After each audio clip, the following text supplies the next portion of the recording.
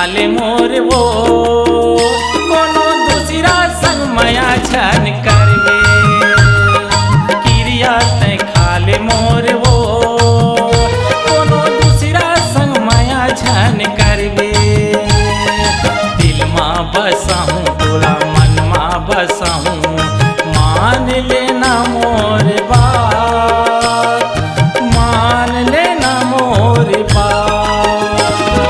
किरिया खवाले मोला कोनो दूसरा संग माया नहीं तो करा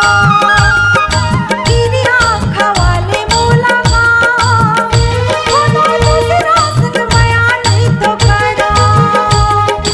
तिरवा बदाले मोला संग माले जावे मोला मान ले वो मोर मान ले वो मोर क्रिया ते खाले मोर वो कोनो दूसरा संग माया छन करवे किरिया खवाले मोला कोनो दूसरा संग माया नहीं तो करा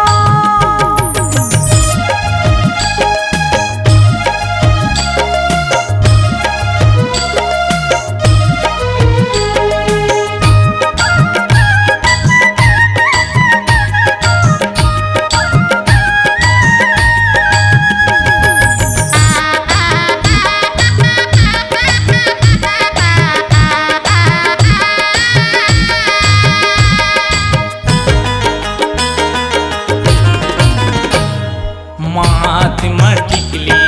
हाथ में मेहंदी गोड़ में माहौर लगा ले हवे जवानी छंतर साना तोर बखेरा चलियाना